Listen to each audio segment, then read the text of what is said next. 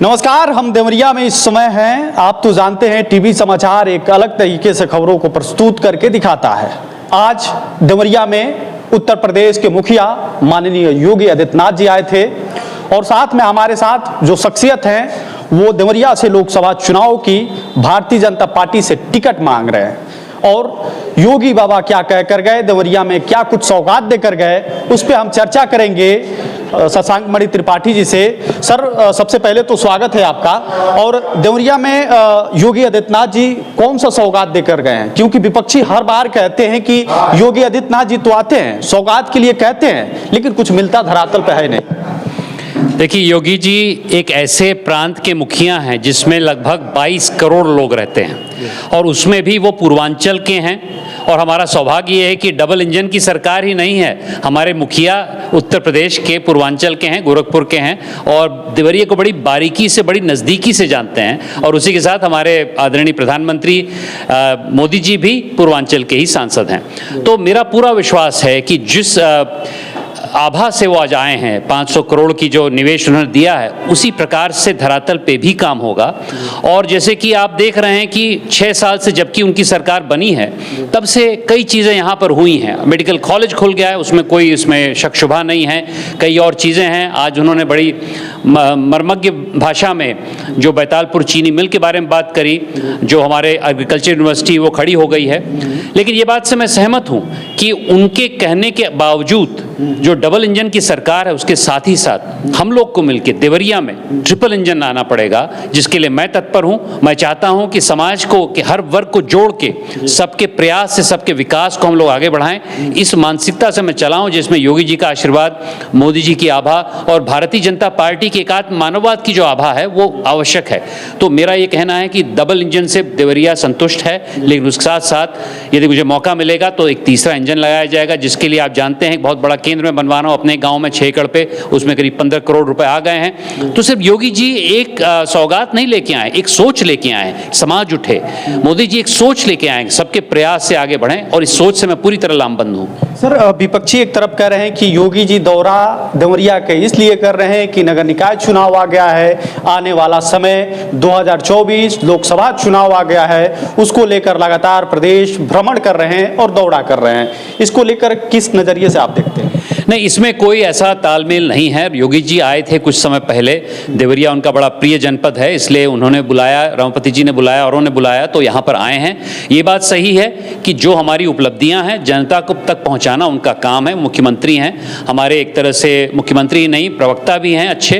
तो जिसे कहते हैं महीनता से उन्होंने अपनी बात रखी, कई ऐसी बातें रखी जिसके लिए हम लोग भी आश्चर्यचकित हुए कि उनका इतना ज्ञान है देवरिया के बारे में।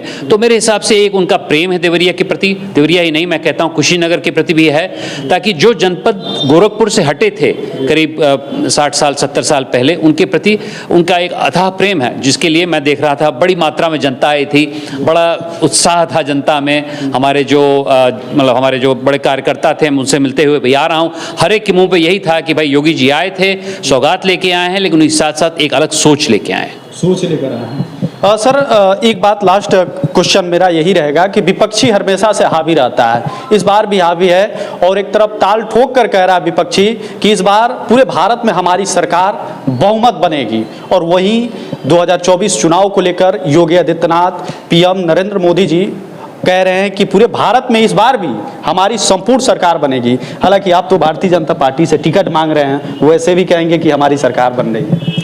देखिए, इसमें मैं तथ्य देना चाहता हूं, सिर्फ नारा नहीं लगाना चाहता हूं। तथ्य ये है कि हमारी भारतीय जनता पार्टी तगड़ी पार्टी है और भारतीय जनता पार्टी का गठन जिस सिद्धांतों पे हुआ, एकात्म मानववाद के सिद्धांत जिसके बारे में मैंने जिक्र किया, वो एक बड़ा मार्मिक सिद्धांत है। उसके लिए हर वर्ग को जोड़ के आगे बढ़ने वाली जो प्रक्रिया है वो भारतीय जनता पार्टी ने करी।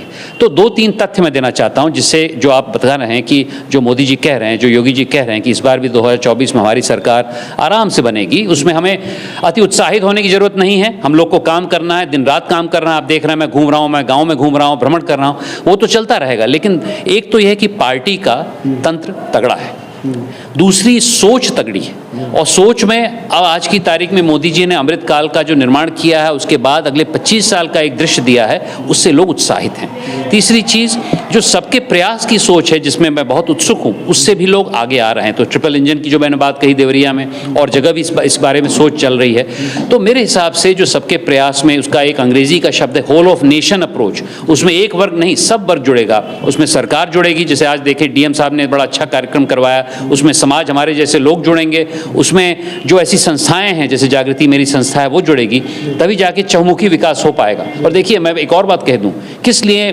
मोदी जी उत्साहित हैं, किस लिए योगी जी उत्साहित हैं, किस लिए मैं उत्साहित हूँ कि मैं बड़ी कंपनी छोड़ के 25 साल के लिए यहाँ लगने वाला हूँ, एक बहुत बड़ा मैं केंद्र बना रहा हूँ, क्योंकि दोस्तों ये आखिरी मौका है।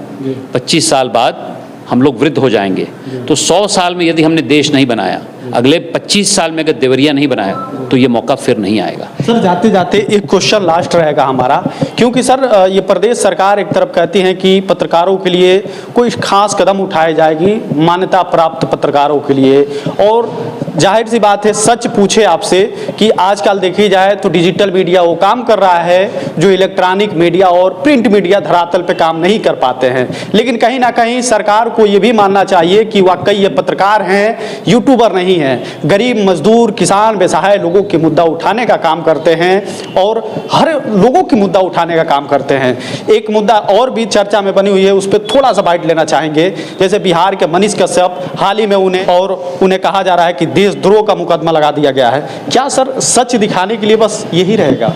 तो पहले प्रश्न का मैं उत्तर देता हूं। देखिए, जहां तक डिजिटल मीडिया का सवाल है, डिजिटल मीडिया में जैसे आपका ही चैनल अच्छा कर रहा है, तो उसमें बहुत सरकार का अनुदान के लिए आप वेट मत करिए। मेरा ये आपसे सलाह रहेगी, आप अपने आप ही चल रहे हैं, डिजिटल मीडिया उठ रही है, ई कॉमर्स उठ रहा है, हर जगह डिजिटल की छाप पड़ी हुई है, तो आप उसमें आगे बढ़िए। आप भी एक तरह से, हर पत्रकार मैं कहता हूँ एक उद्यमी भी है। अगर आपने एक चैनल खोला है, यदि उद्यमिता में आप लोगों को सहायता चाहिए तो आप आइए, जागृति जैसी संस्थाओं से जुड़िए, हम उद्यमी चलना चाहते हैं। अगर आप यहाँ रह के पत्रकारिता करते हैं बनस्पत नोएडा जाके, तो मुझे हर्ष होगा, क्योंकि आपकी ऊर्जा यहाँ के लोग, यहाँ की चीज़ों पे रहेगी, तो ये पूरा समाज आगे बढ़ेगा। यहाँ जो अथाह पलायन होता है उसको रोकने के लिए हम सब काम करेंगे। ये तो मेरा पहला। जहाँ तक एनएसजी का सवाल है, देखिए यह देश एक लॉ अबाइडिंग देश है, उसमें जो समाज की नीतियां हैं, जो उसके इंस्टीट्यूशंस हैं, वो कार्य करते हैं। और उसमें जो लोग आक्षेप लगाते हैं कि मैं नहीं, मेरा पक्ष नहीं है, उसका पक्ष है, न्यायालय में उसका सिद्ध होगा, जहां भी होता है न्यायालय में सिद्ध होगा। तो इसमें मैं राजनीतिक इसमें पहलू नहीं देखना चाहता हूं। ये मेरे हिसाब से समाज में जो ऐसे तत्व हैं जिसके विरुद्ध कुछ कार्रवाई होती है, तो न्यायालय डिसाइड करेगा, न्यायालय उसका पक्ष डिसाइड करेगा। देखिए सर, बहुत बहुत आपका धन्यवाद। देखिए, टीवी समाचार ऐसे विभाग खबरों के लिए जाना जाता है। टीवी समाचार को देखना है तो यूट्यूब पर जाएं या ट्विटर इंस्टाग्राम पे जाएं, वहां लिखें @TV समाचार, वहां से सर्च करें, सब्सक्राइब करें, विभाग पत्रकारिता का साथ दें, समर्थन दें। तब तक के लिए लेते आपसे अलविदा। देखते रहिए टीवी समाचार। नमस्कार।